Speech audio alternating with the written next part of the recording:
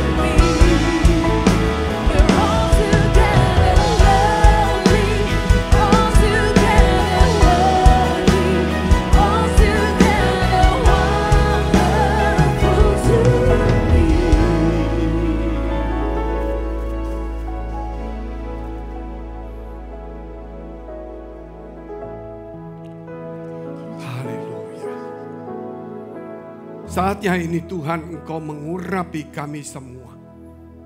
Engkau berfirman kepada setiap kami yang ada di tempat ini. Karena firman-Mu ya dan amin. Firman-Mu itu menciptakan.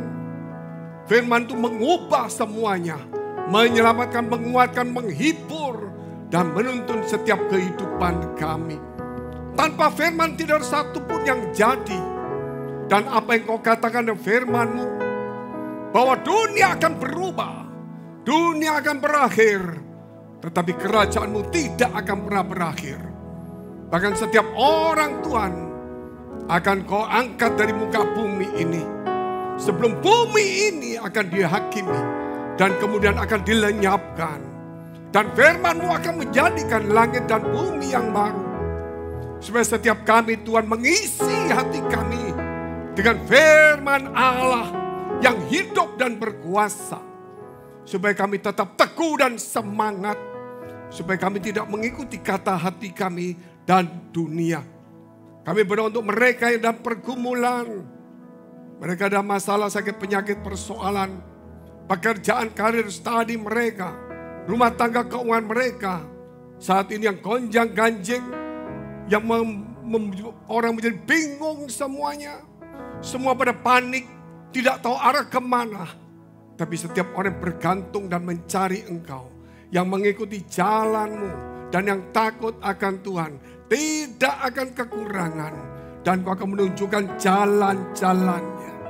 Terima kasih Bapa. Engkau memberkati mereka. Supaya dipulihkan, disembuhkan. Dikuatkan. Dan diberikan hikmat jalan keluar.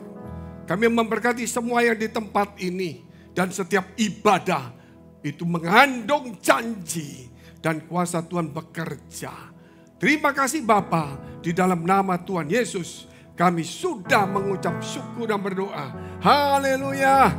Amin. Masih tetap berdiri saudara. Kita akan bicara tentang mega project. Karakter Kristus hari Senin. Ikutin saya. Mega project karakter Kristus hari Senin. Mega project karakter Kristus hari Senin. Lemah lembut. Menghambakan diri. Damai. Sukacita. Lemah lembut. Menghambakan diri. Damai. Dan sukacita. Terima kasih saudara. Di tempat gereja, silakan duduk. Di gereja ini selain ada mega project karakter Kristus yang akan kita lakukan, yaitu setiap hari ada 4 karakter. Hari ini kita bicara hari Senin. Pada Selasa ada, Rebo ada, Kamis ada, Jumat. Loh kenapa kok hari ini Minggu hari Senin? Karena kita akan berurutan. Minggu depan kita akan mega projectnya untuk menghafal hari Selasa. Selanjutnya hari Rebo dan itu bukan hanya hafalan. Karena itu harus mengubah hidup kita. Karena kekristenan itu bukan ritual. Yaitu saya pendeta, saya pelayanan, saya pendoa, saya penubuat, saya pembuat mujizat. Saya pengusir setan dan sebagainya. Kata Tuhan, saudara disebutkan di dalam Matius itu. Hanyalah kamu sekalian pembuat kejahatan. Karena karunia dan jabatan itu bukan buah roh. Dan orang punya karunia dan jabatan itu bisa membuat kita menjadi sombong, angkuh, kikir, dan sebagainya. Tapi kalau karakter Kristus itu berbeda. Itu buah dari hidup kita. Yang dikerjakan oleh firman Allah dan Roh Kudus menghasilkan buah. Tetapi kalau karunia cuma diberi dan saudara cuma menyalurkan, kerap kali itu bukan tanpa, itu kerap kali tanpa proses. Karena hanya orang diperlengkapi. Ketika diperlengkapi kemudian kita menjadi angkuh, sombong, merasa lebih hebat dari yang lainnya. Tetapi sebenarnya buah roh itulah rendah hati dan sebagainya. Itu yang membuat kita dicintai Tuhan. Dan orang yang dicintai Tuhan dikatakan pada waktu tidur Tuhan memberkati dia. Artinya setiap kita kerja, apa kerjanya Pak? Setiap pagi, siang kita kerja di pekerjaan kita, tapi membawa karakter Kristus. Jadi bukan bekerja terus nipu orang, bekerja seenaknya, bekerja dengan karakter Kristus. Bekerja untuk usaha kita dan bekerja untuk Tuhan. Bekerjanya apa? Yaitu karakter Kristus. Itu sama, hampir sama dengan pemberitaan Injil. Kalau saudara ngomong Injil itu pelayanan itu benar. Tetapi saudara orang akan melihat kita. Melihat caranya bagaimana? Apa bedanya? Kalau kamu beragama saya tahu. Tapi hasil agamanya apa? Korupsi? Sombong? Sibuk?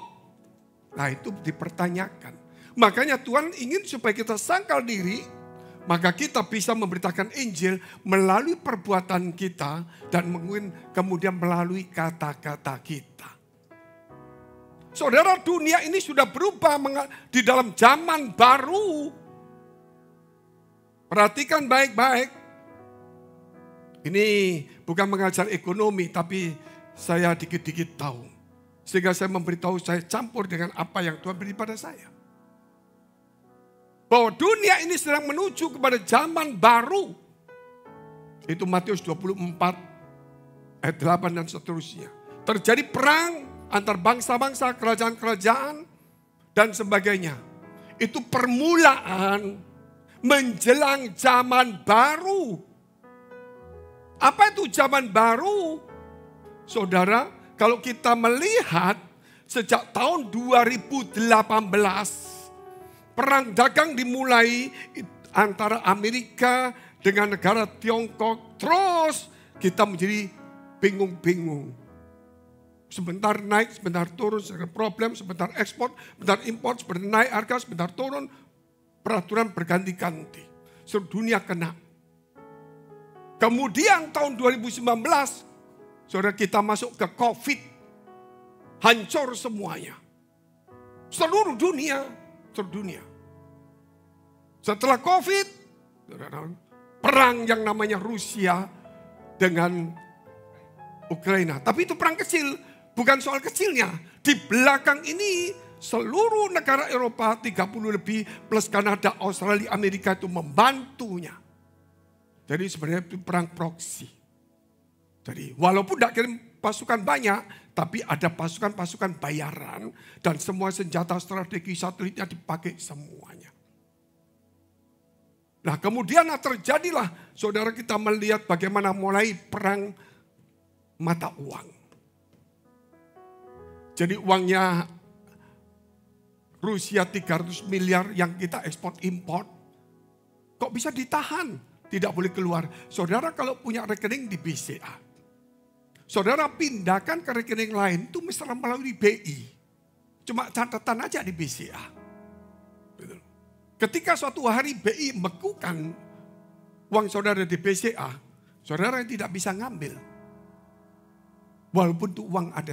Itu namanya dibekukan oleh Amerika. Yang kalau kita bicara BI itu untuk perputaran uang. Kalau dunia itu pakai SWIFT. Jadi semua kalau kita membeli di Singapura. Itu masuk dulu di SWIFT. Itu kayak pengaturan mata uang. Baru kembali ke mata uang Singapura dan sebagainya. Akhirnya Rusia dikeluarkan dari ini. Dia tidak bisa dagang. Tidak bisa dagang. Uangnya diambil. Harga minyak meroket, harga semua meroket semuanya. Itu sudah mulai. Kalau saya katakan itu mulai harga-harga melonjak semuanya. Sampai hari ini kalau saudara lihat itu di Eropa, di kita semua, khususnya Eropa dan semua inflasi tinggi. Apa itu inflasi Pak? Ya mungkin ada orang yang cuman asal beriman tidak tahu inflasi. Inflasi tidak tahu Pak, influenza tahu. Karena kita sakit kepala mungkin begitu. Inflasi itu artinya seluruh barang itu naik. Contoh, saya tidak mengajar ekonomi tapi saya mau bicara sedikit ini mengenai ini penting. Ini untuk memberi contohnya supaya saudara mengerti. Kalau minyak dinaikkan, bensin atau itu otomatis angkutan naik, otomatis telur semua naik semua. Kalau angkutan dinaikkan termasuk pesawat, tarif semua naik, hotel semua naik. Itu namanya inflasi. Harga-harga naik. Nah dari situlah Kemudian Eropa, Amerika mengalami kesulitan. Justru Rusia yang diserang itu bagus. Ya, saya tidak cerita itu dulu. Kemudian kalau kita melihat setelah perang ini, Trump jadi presiden. Perang dagang lebih gila lagi hari. Mungkin saudara tahu hari Kamis yang lalu, itu puncaknya. Puncak seluruh dunia, tidak ada satupun tidak. Yang dihantam dulu adalah pasar keuangan. Orang kalau sudah punya uang, masalah saudara, satu, bunuh diri, stres, depresi, menipu, merampok, banyak uang, sombong, arogan, betul nggak? Sibuk, lupa Tuhan. Nah ini perang, mulai seluruh saham, seluruh hancur, seluruh dunia. Itu pasar uang dulu digoncang. Kok kalau hancur bagaimana Pak? Ya jelas berat. Contohnya kita dari Amerika, saya mau beli punya BCA kan nggak bisa beli. BCA itu mengeluarkan sahamnya sekian juta lembar. Gitu. Tapi dia punya 60% lebih supaya tidak dikuasai orang. Nah ini kita beli. Setelah kita beli, hancur turun. Mendadak 10-20% satu hari. Besok 10%, 30%. Uang saudara 1.000, umpama ya 10 juta. Ya tinggal dikurangi 30% satu hari. Maka saudara tarik, ya tarik saya ngerti Pak Rukia sudah, tunggu dulu. Yang luar negeri narik ini pasti uangnya dari rupiah pindah ke luar negeri, betul ya? Otomatis Indonesia kekurangan dolar, kekurangan Singapura dolar. Ada yang permainan kekurangan yuan, ada kekurangan yen. Karena itu mereka ada beli sana beli sini, yang sana tarik sini, semua kacau. Saya tidak mengajar saudara ini. Tetapi ini saya katakan intinya saja. Ini adalah puncak. Dari 2018 sampai 2025. Puncaknya itu sekarang ini. Sampai akhir tahun baru mulai normal, reda, kelihatan bentuknya. Kenapa? Karena saya pada tahun 2020-2021 itu di TikTok saya sudah bicara tentang kekacauan dan mata uang dunia, perdagangan dan semua harga akan melangit semuanya. Dan kemudian kita sering bertemu sejak tahun Desember, kemarin Desember, bulan Desember sampai sekarang. Tuhan kasih tahu bahwa kita tidak boleh terlalu banyak ekspansi, terlalu banyak. Kita boleh perbaikan, harus semua dihitung yang baik. Karena nanti akhir tahun baru mulai reda. Ini Tuhan kasih. Sehingga saya bilang boleh dekorasi boleh tapi jangan lebih-lebih lah. Kita harus belajar hidup. Nanti kemudian baru bisa. Kemudian tanggal 30 Maret kemarin. Waktu pengangkatan pentasbisan. Seluruh pekerja yang ada best Singapura. Setelah kita doakan istri saya naik ke atas nangis keluar air mata. Saya nggak di video. Dia menyampaikan pesan Tuhan akan terjadi masalah besar, persoalan besar. Kita harus tetap waspada dan setia. Persoalan besar, masalah besar. Tuhan minta supaya kita waspada dan setia. Kita harus setia. Tuhan akan menyertai kita dalam kesulitan ini. Dan akhirnya dari kesulitan ini, Tuhan akan berkarya hebat. Saudara. Bagi orang-orang yang setia dan waspada. Hari ini jangan saudara operasi ini hati-hati dulu. Semua orang spekulasi. Orang beli ini naik turun gak bingung semua. Lebih baik hari ini saudara cari yang pasti naik. Saya kasih bocoran yang pasti naik supaya saudara kaya. Apa itu? Iman.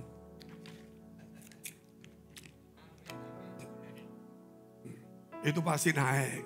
Gak mungkin turun. Kalau sudah turunkan sendiri ya gak bisa. Ya gak bisa. Oke, saya mau tutup ini sedikit. Tapi ini saya tambah sedikit. Nah, bicara tentang hal ini. Puncaknya ini dunia baru. Kekuasaan dan pemerintahan akan berubah. Perang sekarang Israel. Sudah mulai dilawan oleh negara-negara lain. Amerika sudah dilawan. Saudara. Sudah tidak adalah blok yang kuat. Jadi semua orang pada berontak masing-masing. Kalau kita bicara tentang free trade atau World Trade Organization, itu yang diatur pergerakan bebas, itu Amerika yang ngatur. Sekarang Amerika ini sendiri yang menghancurkan sistem ini. Sehingga dulu Indonesia tidak boleh sembarangan. Sekarang Indonesia, semua Singapura, termasuk Bangladesh, menyelamatkan masing-masing. Sudah nggak ada aturan. Nggak ada aturan sekarang dagang luar negeri. Nah ini yang membuat kacau dunia. Terus bagaimana dengan Amerika, Pak? Amerika ketika membuat keputusan ini, membuat tarif semua, pasti saudara tahu lah. Kalau nggak tahu berarti saudara memang pendoa seperti saya. Hidupnya di gereja tidak baca koran, baca firman terus. Itu bagus juga, supaya nggak gonjang ganjing. Ketika pemerintah Amerika mengatakan itu, wah dolar hancur, semua hancur total. Pemerintah kehilangan 7 perusahaan Amerika yang terbesar di dunia. Itu kehilangan 4 triliun dolar. 4 triliun dolar. Indonesia ini 1 tahun GDP-nya itu 1 triliun. Ini 4 kali putaran 1 tahunnya Indonesia. Hilang dalam 2 hari aja. Udahlah, gak usah dipikir itu. Kita gak ikut campur. Ada yang kena mungkin, cuma kita ada yang 1-2 yang kena. Nah, tapi yang paling berat itu orang kan jual saham semua. Ya saudara gak ngerti gak apa-apa lah. Ini saya mau cerita. Ini kan nanti media kan ada yang lihat. Ih gereja Best lumayan ngerti juga ya. Saya pikir cuma doa, makan, tidur, puasa. Terus persembahan perpuluhan. Ternyata ngerti. Ya bukan cuma ngomong gak ada dasar. Jadi saudara, orang kalau jual saham di Amerika. Kita bicara Amerika saja. Jual. Karena hancur, rugi. Masuk nomor 1 apa? Mungkin deposito. Betul kan? Deposito atau yang lainnya. Deposito namanya obligasi. Itu kalau pemerintah, kalau saudara deposito ke bank. Tapi kalau perusahaan-perusahaan itu depositonya kecil, obligasinya besar. Kalau dia beli depositonya dari pemerintah, itu ada 3 tahun, 5 tahun, 10 tahun, bunganya sekian. Nah ternyata sekarang itu terjadi ras, namanya vigilante. Vigilante itu terjadi 2 kali di dunia. Tahun 30 dan tahun 80-an kurang lebih. Atau 90. Vigilante artinya apa? Bahwa orang yang pernah obligasi di Amerika. Yang 7 tahun, 10 tahun, 30 tahun kan aman bunga 5%. Nanti kalau Amerika menurunkan suku bunga kan tambah cuan banyak ini. Kalau kita masuk lagi 3% dulu, mendingan yang 5% dulu dong. Ini tiba-tiba yang 10 tahun, 30 tahun yang jangka panjang. Hancur lebur. Orang pada jual semua. 1 hari rugi 5%, sekian persen. Pemerintah harus terima. Dan pemerintah harus membayar 27 triliun dolar. Padahal pemerintah tahun ini tanpa itu, Amerika harus membayar utang kepada dunia 7 triliun. Akhirnya nggak dapat 7 triliun. Harus nanggung seperti ini. Oleh sebab itu kemudian Trump membuat kemarin mengatakan tarifnya dibatalin dulu. Tapi sudah terlanjur hancur. Jadi orang sudah kacau. Bapak Ibu, kelihatannya saudara ini pemain besar ya. Bisa tegang semuanya ini. Padahal saya ini bicara tentang dunia ini. Saya nggak bicara tentang kita jumlah deposit 100 miliar, bukan. Ini bicara dunia. Gitu. Makanya saudara di sekarang ini dunia baru. Kekuasaan pemerintahan baru. Semua kalau saudara mau cek di pemerintahan silakan saja. Gak ada masalah. Nah inilah yang harus kita pikirkan. Tetapi yang penting hari ini apa yang harus kita lakukan Pak? Firman Tuhan berkata orang yang takut akan Tuhan tidak kekurangan jaminan dari Tuhan enggak. Orang yang takut akan Tuhan gitu, sampai anak cucunya Tuhan akan pelihara. Orang yang takut akan Tuhan punya masa depan dan harapannya tidak hilang. Punya masa depan dan harapannya tidak orang. Orang takut Tuhan. Tuhan bergaul karib dengan dia. Orang yang takut Tuhan. Tuhan menunjukkan jalan-jalan yang ditempuhnya. Orang yang takut Tuhan. Malaikat itu berkemah di keliling kita. Mungkin saudara, memang saya tahu saudara percaya. Tapi coba saudara naik pesawat besok. Seperti kemarin saya naik pesawat. Luar biasa. Belum pernah terjadi. Hari Jumat. Jumat. Dari Singapura ke sini nggak ada pesawatnya. Dan ke Jakarta juga nggak bisa. Saya terpaksa jam 9 pagi berangkat ke airport. Jam 10 berangkat ke Bali. Dari airport Singapura udah di-delay hampir 3 jam. Luar biasa enggak? Kita hitung setengah 9 pagi keluar rumah.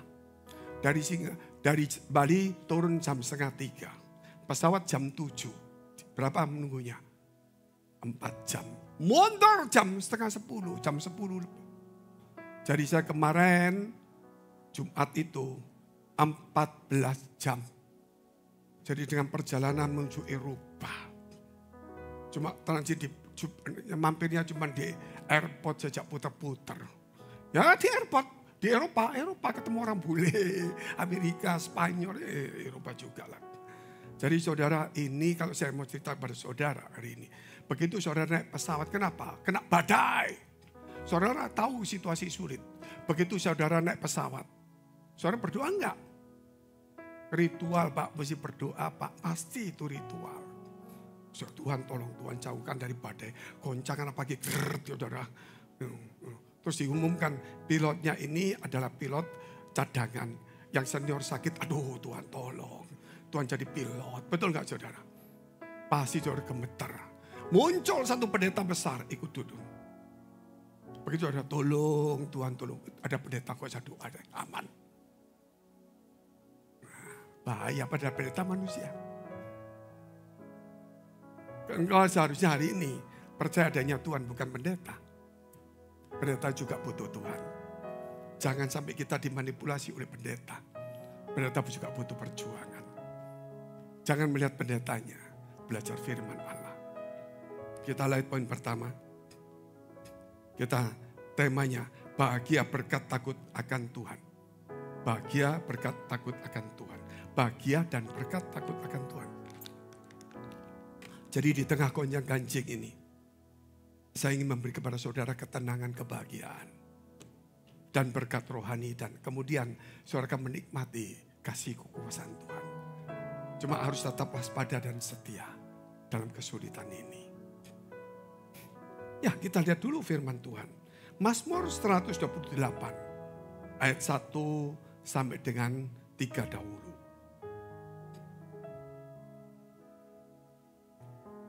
Satu dua saja ya, kita sambung nanti. Nanti 3 sampai 6 itu nanti di poin selanjutnya. Nyanyian Syara. Berbahagialah setiap orang yang takut akan Tuhan. Orang yang takut Tuhan itu pasti berbahagia. Bukan orang yang berdoa, bukan orang yang berpuasa, itu ritual. Orang ritual artinya itu doa, puasa, ibadah. Tapi tidak mendengarkan firman Allah. Orang takut akan Allah itu haus dan lapar akan firman Allah. Itu namanya takut akan Tuhan. Mau mencari firman-Nya, mencari petunjuknya. Supaya kita tidak berjalan yang salah. Tapi kalau orang ritual itu orang beragama. Ada masalah dia berdoa nggak salah. Tapi tidak takut akan Tuhan. Makanya saudara lihat hari ini. Tuhan katakan pada mulanya Allah menciptakan langit dan bumi. Kemudian berfirmanlah Allah. Allah itu pasti berfirman. Oh Pak, banyak Allah di luar. Kalau Allah tidak berfirman, bukan Allah. Karena firman menjadikan apa yang tidak ada menjadi ada. Maka dikatakan datanglah saksi itu. Menunjuk Yesus sang firman Allah. Dan sang firman turun ke dunia ini. Dan dia kemana-mana memberitakan firman dan ajarannya. Sehingga hari ini kita percaya kepada sang firman yang telah turun jadi manusia. Tetapi kemudian di tengah-tengah kekristenan kita kemudian menjadi ritual. Kita bukan pengikut Kristus mengikuti sang firman. Tapi kita menjadi perjanjian lama. Yesus kita jadikan lambang. Kemudian kita mulai ritual yang panjang, doa yang panjang, puasa yang panjang. Bukan salah. Selama di gereja itu ada aturan. Tapi kemudian di luar gereja, doa tetap, puasa silakan. Tapi itu tidak menunjukkan kita hebat. Tapi hubungan kita dengan Tuhan. Cinta akan firman Allah. Supaya orang-orang sekarang anak muda di mana-mana. Mendengar firman Allah sudah tidak terus suka. Mereka mau mencari coba gegap gempita. Ini dunia baru. Dunia baru Allah akan datang dan menghakimi.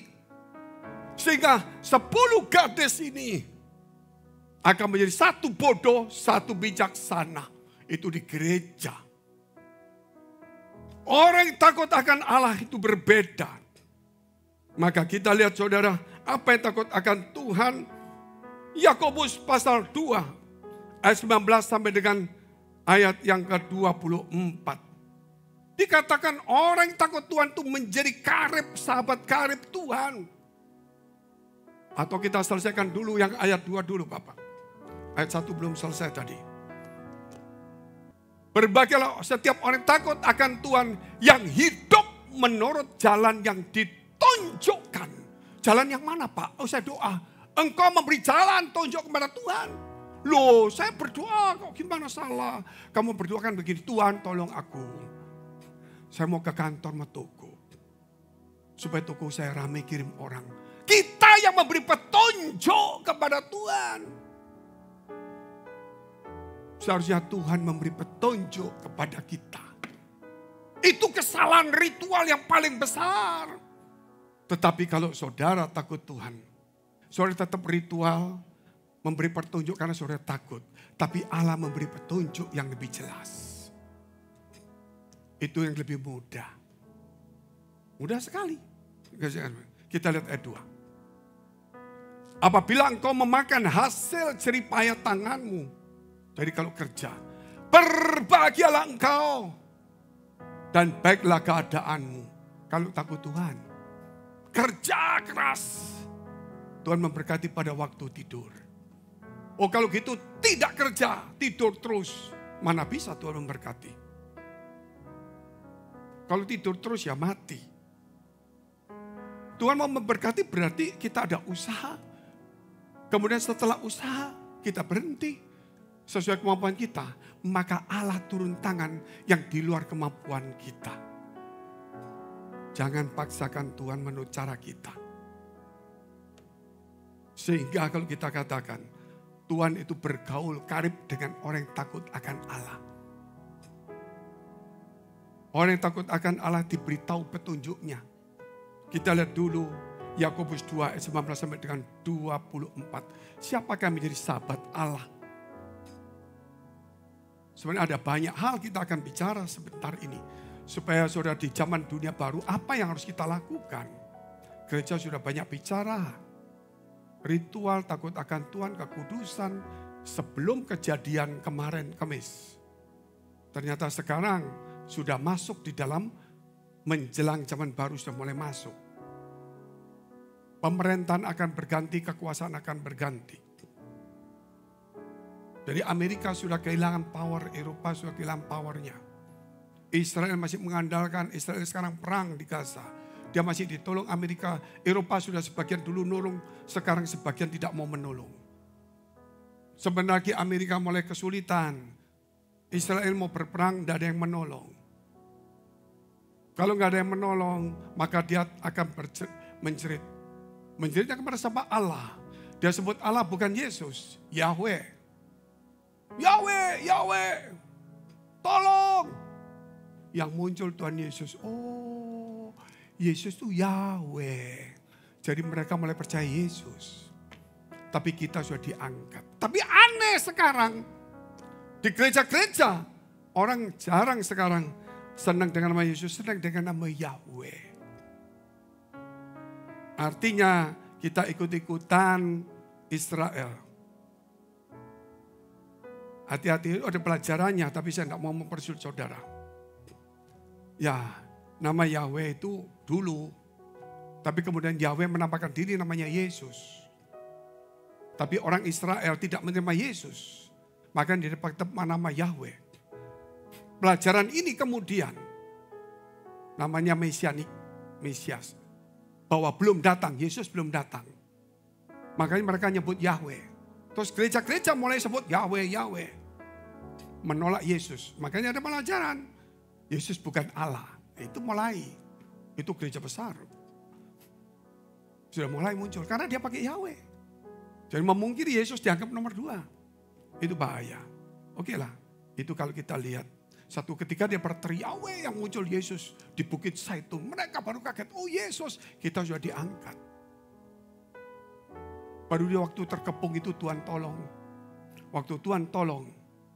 Maka sulit juga mereka masuk masa sengsara. Kita sudah diangkat lebih dahulu. Nah ini contoh. Kita lihat Yakobus 2 ayat 19 sampai dengan 24. Apa yang harus kita kerjakan? Saudara percaya ini. Saudara lihat ini. Ritual dengan hubungan dengan Tuhan itu beda. Aku percaya Pak. Ya percaya. Buah percayanya di mana? Engkau percaya bahwa hanya ada satu Allah saja itu baik. Tetapi setan-setan pun juga percayakan hal itu dan mereka gemetar. Kita gak gemetar ketemu Tuhan. Saking akrabnya. Saking akrabnya. Pakai piyama baju tidur gak karuan. Doa angkat kaki gini. Tuhan tolong saya memberkati. Saking akrabnya luar biasa enggak? Hebat enggak? Ampun. Memang kita akrab. Tapi tetap kita ada rasa hormat sama Tuhan. Jangan cuma akrab enggak hormat. Itu berarti belum akrab. Meremehkan Tuhan. Sok akrab. Ritualnya panjang. Terus kita lihat. Hai manusia bebal. Maukah engkau mengakui sekarang bahwa iman tanpa perbuatan adalah iman yang kosong? Aku percaya kalau nggak ada perbuatannya nggak. Terus, bukankah Abraham bapak kita dibenarkan karena perbuatan-perbuatannya ketika ia mempersembahkan Ishak anaknya di atas mezbah? Loh Pak, dia memperbuatannya terus imannya di mana? Kalau nggak ada iman, dia nggak mungkin mempersembahkan. Amin. Jadi ada iman dulu bahwa Allah sanggup untuk membangkitkan orang mati dan dia percaya. Maka dia korbankan perbuatan itu. Allah sanggup menolong kita hari ini. Itu iman kita. Tapi apa yang saudara perlukan kepada Tuhan? Apa yang saudara berikan kepada Tuhan? Hatimu kepada dunia. Hati kita kepada dunia. Bukan untuk cinta firman Allah. Ingat itu. Makanya saudara orang perbuatan jangan dipotong dulu. Dibenarkan karena perbuatannya. Terus imannya di mana Pak? Karena dia percaya Allah. Dia memberikan hidupnya kepada Allah. Saya percaya Allah. Terus saya tidak memberikan hidupnya. Hai dengerin semua. Berarti saudara percaya tapi tidak ada perbuatan. Di gereja pelayanan tidak menjamin seorang anak muda WL dari Batam. Namanya Anita. Belum menikah. Bukan promosi untuk cari jodoh. Kemarin waktu WL di Singapura. Saya mau saksi tentang dia. Dia yang WL saya gak tahu. Saya bilang wah kalau gitu kamu yang saksi lah. Tidak usah saya yang saksi. Dia saksi dengan gemetar takut. Dia gemetar. Dia pelayan Tuhan sejak kecil ikut gereja. Dia pikir kalau ada pengangkatan dia selamat. Tiba-tiba dia bermimpi. Waktu bermimpi ada suara sangkakala. Dia sambil gemetar ngomongnya. Sangkakala bunyi keras. Dia langsung tahu dalam mimpi itu dia bangun. Dalam mimpinya bangun tapi dia belum bangun. Dia bangun. Wih pengangkatan. Dia lihat beberapa orang. Loh pada panik semua. Tiba-tiba dia lihat gerbang. Di balik gerbang orang. Waduh sukacita pesta. Dengan anak domba. Wah dia tahu. Ini pengangkatan. Mulai. Dia gedor-gedor pintu. Tuan. Gedor. Gak dianggap Tuhan. Ada satu suara berkata. Siapa kamu? Saya Anita. Ya dia ceritakan semua. Aku gak kenal kamu. Dia gedor, Tuhan aku wanita. Enggak diterima. Itu panjang ceritanya.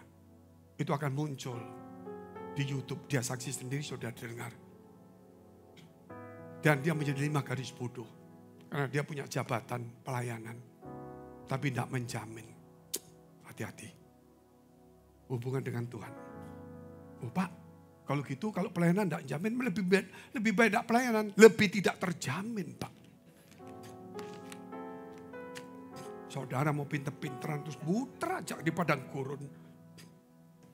21 sekarang. Kamu lihat bahwa iman bekerja sama dengan perbuatan-perbuatan harus sejajar. Dan oleh perbuatan-perbuatan itu iman menjadi sempurna. Jadi kalau jangan ngomong gini, oh aduh iman toh. Sudahlah, gak banyak ngomong saya dengar itu. Saya anggap itu terbelakang. Itu masih belum masuk pendidikan yang baik. Kenapa? Kalau saya ngomong iman, gak ada perbuatan itu, gak masuk akal. Iman itu menghasilkan perbuatan. Saya percaya Tuhan. Tuhan akan tolong saya tenang. Betul gak saudara? Saya percaya Tuhan, gak tenang. Repot. Terus ayatnya.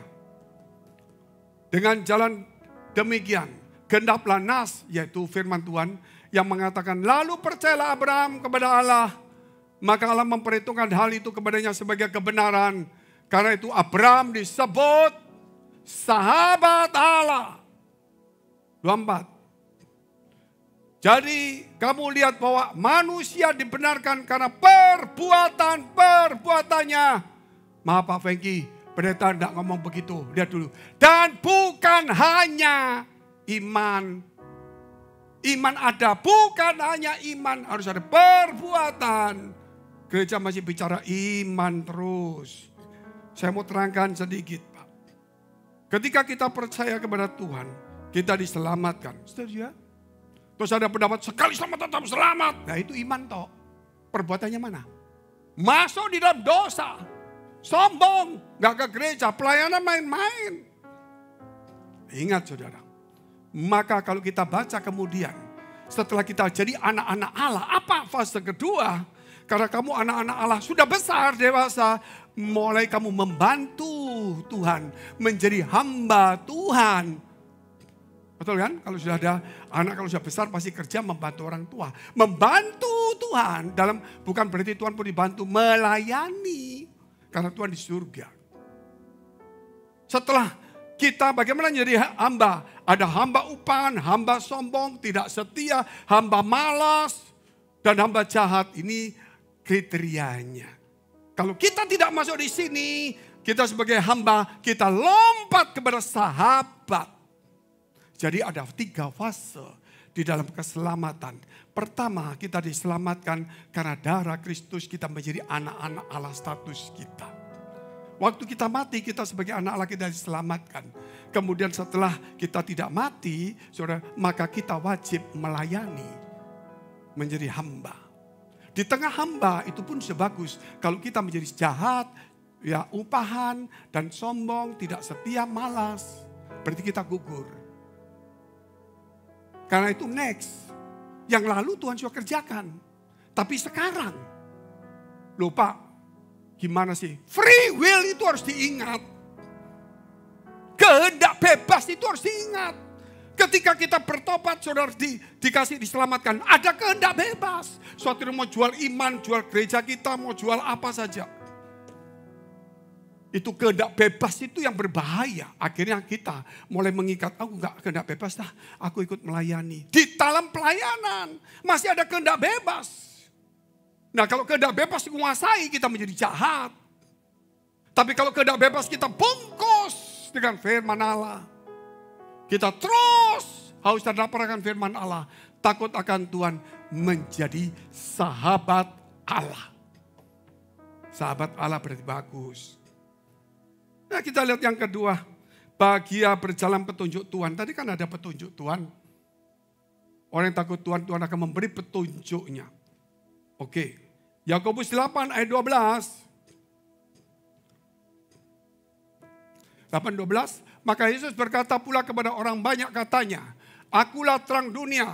Barang siapa mengikut aku, ia tidak akan berjalan dalam kegelapan, melainkan ia akan mempunyai terang hidup, berbahagia berjalan petunjuk Tuhan. Kalau saudara pergi ke luar kota, harus ada rambu-rambu jalannya. Ke Malang lihat sini, saudara bisa ada jalan.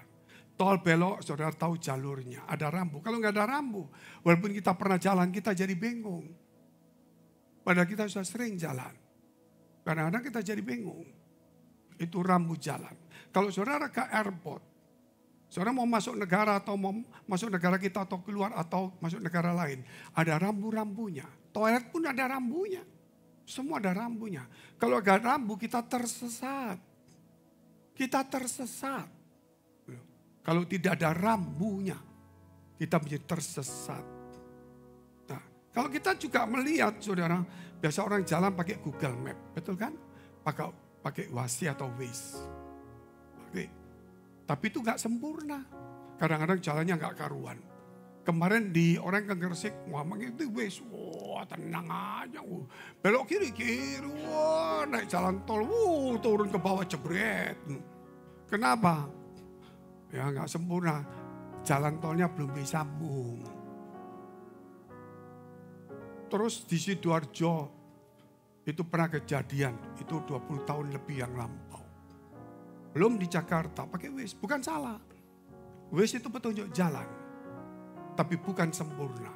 Kata Tuhan, akulah jalan kebenaran dan hidup. Dia tidak mungkin salah. Waze petunjuk jalan, tapi bisa salah. Tuhan tidak salah, karena dikasih terang dulu. Supaya kita bisa membedakannya. Mana yang baik dan mana yang tidak. Akhirnya kita minum di sini. Di kafe ini, jalan ini, nomor ini. Kok bingung Pak? Gak repot-repot, Sherlock. Betul gak saudara? Gitu. Di Sherlock orang pasti jalan. Sampai Tuhan sudah Sherlock kepada saudara. Akulah jalan kebenaran dan hidup. Tidak ada seorang pun sampai kepada Bapa tanpa melalui aku. Sherlocknya itu jelas. Tapi kadang-kadang ya itulah. Kalau kena sedikit-sedikit sudah pusing. Jadi kita melihat hari-hari ini, kita melihat Ishak ketika kesulitan diberi petunjuk kepada Tuhan. Yakub ketika sulit diberi petunjuk kepada Tuhan. Abraham diberi petunjuk. Yakub mengambil keputusan yang benar. Dia mengambil hak sulung. Keputusan benar. Ketika dia menerima hak sulung, itu keputusan paling benar. Dia kehilangan hartanya. Tuhan katakan, barang siapa percaya aku, harus meninggalkan semuanya. Yakub belum mendengar firman ini. Dia keputusan paling tepat, aku ambil ini, biar aku kehilangan semuanya gak apa-apa, aku ambil ini. Setelah itu ternyata keputusannya yang benar ini merugikan, sangat menyesakkan dadanya. Dia terpaksa lari dari orang tuanya tanpa membawa bekal. Dia terpaksa kerja, ditipu oleh Laban sekian tahun. Sekitar sekian tahun dia pulang kembali. Keputusan yang terbaik kemudian membuat dia menjadi sulit. Tapi keputusan yang terbaik itu berakhir dengan yang terbaik Tuhan akan beri pada kita. Jangan main-main dalam hidup ini. Yang ketiga langsung saja. Saya foto 1-2 ayat. Kita baca tadi Mazmur 128 ayat 3 sampai dengan 6. 2 ayat saja. Dikatakan orang yang takut akan Tuhan, istrimu akan menjadi seperti pohon anggur yang subur di dalam rumahmu. Wih, pohon anggur yang subur. Berarti punya anak 30 Pak. Repot juga kalau ngomong terbalik-balik ini. Nah anggur kan banyak Pak. Anggur itu kesukaan Bapak Ibu. Kesukaan, makanya ada wine. Kesukaan. Dan anak-anakmu seperti tunas pohon zaitun di sekeliling mejamu. Seperti pohon zaitun. Pohon zaitun itu saudara mengandung minyak yang murni. Itu pohon zaitun mengandung minyak murni. Makanya Tuhan itu sebelum di kayu salib. Ini sebentar lagi kita masuk Kamis Putih. Jumat Agung. dan hari Paskah. Kita harus tahu itu. Ketika Tuhan mau disalibkan, dia masuk di Taman Getsemani. Dia berdoa dan sebagainya. Tapi ingat, kata Getsemani itu adalah tempat pemerasan buah zaitun untuk mengeluarkan minyak yang murni. Jadi Tuhan mesti masuk dulu di Getsemani. Diperas kehendaknya. Kalau boleh cawan ini lalu daripadaku. Tapi bukan kehendakku yang jadi, tapi kehendakmu. Diperas. Dia berdoa lagi. Kalau boleh cawan ini lalu daripadaku Bapa. Tapi biarlah kehendakmu yang jadi, bukan kehendakku. Diperas. Dia berdoa. Karena diperas hancur. Dia harus menanggung malu, hinaan, diludai, dipukulin orang. Pada dia sang firman Allah itu sendiri. Mau diperlakukan hina. Gak gampang. Diperas akunya hilang. Sampai keluar keringat seperti darah. Itulah darah yang pertama. Sebelum Golgota. Darah yang di Golgota itu menyelamatkan, menebus, menyucikan dosa kita. Tapi darah yang ada di Getsemani bukan menebus kita. Darah itu adalah untuk membuat dia sampai di Golgota. Tanpa Getsemani tidak mungkin Golgota. Saudara jangan ingin bersama dengan Tuhan menjadi akrab kalau saudara tidak mau diperas. Makanya seperti zaitun. Ayat selanjutnya. Sesungguhnya demikianlah akan diberkati orang laki-laki yang takut akan Tuhan. 5. Kiranya Tuhan memberkati engkau dari Sion, supaya engkau melihat kebahagiaan Yerusalem seumur hidupmu. 6 yang terakhir. Dan melihat anak-anak dari anak-anakmu, damai sejahtera terjadi. Yang terakhir saya undang untuk semua bangkit berdiri. Mazmur 34 ayat 9. Takut akan Tuhan. Bukan ritual, bukan jabatan gereja. Tapi kita harus takut Tuhan, menjadi sahabat Tuhan. Takutlah akan Tuhan, hai orang-orangnya yang kudus. Orang yang kudus pasti takut Tuhan, orang yang gak kudus gak bisa. Sebab tidak berkekurangan orang-orang yang takut akan Dia. Bapa kami dalam surga. Bapa yang baik, yang kami kenal dalam nama Yesus. Dunia baru sedang datang. Zaman baru sedang datang. Kami akan masuk di zaman baru. Kami menikmati nubuatan firman Allah. Kami harus tetap setia dan waspada. Di tengah goncangan-goncangan kekuasaan pemerintahan yang baru. Engkau akan menuntun kami, memelihara kami, memulihkan kami. Perkara besar akan terjadi di gereja. Khususnya gereja BES ini ketika kami tetap setia dan waspada di tahun ini juga. Tuhan, Engkau menyertai kami semuanya. Supaya kami tidak ritual, tapi kami takut dan haus dan lapar akan firman Allah. Mari kita berdoa syafaat untuk semua gereja yang ada di seluruh dunia. Kami berdoa untuk semua gereja yang ada di seluruh dunia. Dari hamba Tuhan sampai kepada umat Tuhan. Kiranya Engkau memberkati mereka supaya mereka menjadi berkat dan hidup mereka berdampak. Supaya di mana gereja mereka melayani dan berjemaat dipenuhi orang-orang yang takut akan Tuhan dan tulus hatinya. Kami berdoa untuk semua gereja yang ada di seluruh dunia. Supaya mereka bersatu rukun dan tidak terpecah-pecah. Supaya dunia percaya Yesus adalah Tuhan bagi kemuliaan Allah Bapa di surga. Demikian gereja di mana kami menggembalakannya. Gereja Blessing in the Spirit. Kami berdoa untuk setiap persembahan yang persembahkan umat-Mu. Kiranya menjadi dupa yang harum di hadapan Tuhan. Dan Kau memberkati segala pekerjaan rumah tangga, kesehatan, iman, rohani mereka. Sampai kepada anak cucu mereka. Kebajikan kemurahan Tuhan selalu menyertai kami semuanya. Mari dekapkan kedua tanganmu di dadamu. Karena untuk menerima berkat itu mudah dan pasti. Tapi kerap kali hati kita tidak tahan uji. Menjadi kikir, sombong, sibuk, arogan dan sebagainya. Sebab itu firman Tuhan berkata dalam Amsal 4 ayat 23. Jagalah hatimu dengan penuh segala kewaspadaan. Karena dari situlah terpancar kehidupan. Jadilah berkat. Dan terimalah berkat rahmat anugerah dari Allah Bapa di surga. Di dalam putra tunggalnya Yesus Kristus yang telah mati bagi dosa-dosa kita. Dan bangkit pada hari ketiga sehingga kita punya Tuhan Allah yang hidup. Dan iman kita bukan kepada Tuhan yang mati. Dan Dia yang surga menjadikan rumah bagi kita. Sehingga kita punya pengharapan yang pasti. Dan Dia akan datang kedua kali menjemput gereja jemaat dan umatnya. Yang berjaga-jaga kudus, dewasa dan bijaksana. Serta menghakimi dunia. Di dalam persekutuan dengan Roh Kudus membuat hati kita berkobar-kobar. Roh kita menyala-nyala. Sehingga kita senantiasa dalam kasih semula kepada Tuhan. Roh yang Kudus menghibur, menguatkan, memelihara, menginsyafkan. Menuntut, memimpin kita kepada kebenaran dan kekudusan. Dan membuat kita menjadi saksi Kristus mulai hari ini sampai selama-lamanya. Kita akhiri dengan doa yang didasarkan Tuhan Yesus. Bapa kami yang ada di surga. Dikuduskanlah namamu. Datanglah kerajaan-Mu. Jadilah kehendak-Mu di bumi seperti di surga. Berikanlah kami pada hari ini makanan kami yang secukupnya. Dan ampunilah kami akan kesalahan kami. Seperti kami juga mengampuni orang bersalah pada kami. Dan janganlah membawa kami ke dalam pencobaan. Tetapi lepaskanlah kami daripada yang jahat.